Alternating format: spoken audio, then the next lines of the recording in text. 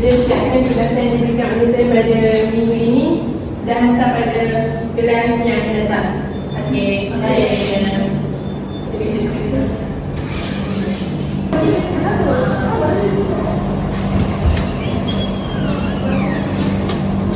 Ya, aku rasa malas nak buat assignment doktor tu. Serabut lah, banyak gila assignment. Yang mana yang tadi tu ke? Yalah, assignment tadi. Aku dengan Syitra ni. Bayang tu. Mana ada duit? Dia kata kau faham. Senang sikit aja. Ada duit juga idea kau ni. Boleh. Jom makan. Daya macam mana? Okey ke? Belajar? Okey je. Duit cukup tak? Aku dah lelaki tapi akak boleh je minta dengan bos dulu. Tak apa, dah ada duit lagi. Betul ke ni? Okey. Betul. Jangan risau. Tak apa-apa pun.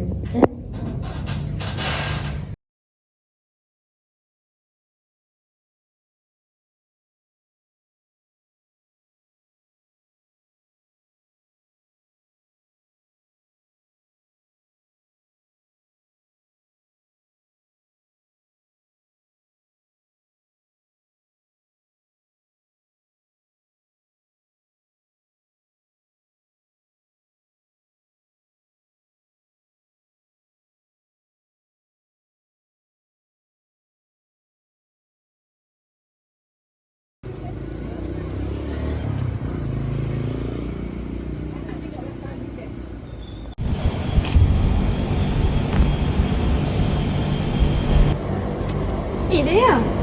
Ya. Buat apa di sini? Saya belajar. Oh, belajar. Bagus lah tinggi belajar kan? Budak pandai, baca hutang. Aku dengar cerita mak kau sakit eh? Ya, dah lama dah datang kat hospital. Kesian kan dia ni. Kesian. Kau mesti tengah tak ada duit kan? Aku pun perlukan duit sekarang ni. Nak tak aku tolong kau? Aku boleh bagi kau duit. Ni ke? Tapi dengan satu syarat lah. Syarat apa eh? Kau kena siapkan assignment kita orang. Boleh dapat duit? Senang kan? Senang. Daya. Ya? Kau nak ikut tak aku study kat library esok? Jangan macam aku lah. Aku tengah sabun ni. Aku busy.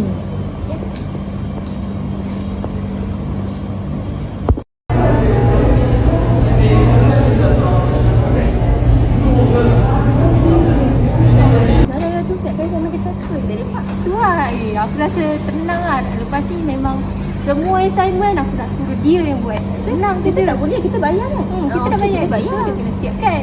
Kan? Elok. Dia jadi orang punya.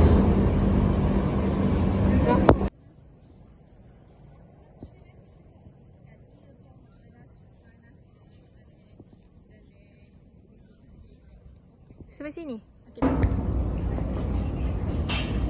Saya kan nak makan dulu. Saya. Ya, ada apa? Saya nak bagi tahu kerja ni. Ya, silakan elok.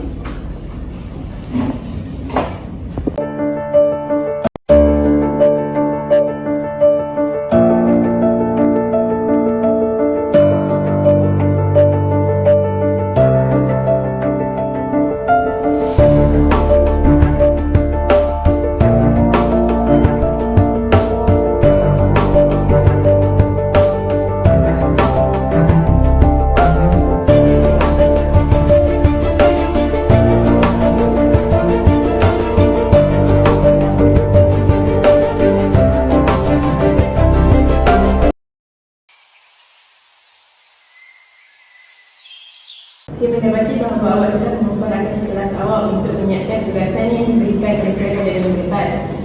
Ini juga merupakan salah satu kesalahan dan jenayah rasuah yang berlaku di universiti.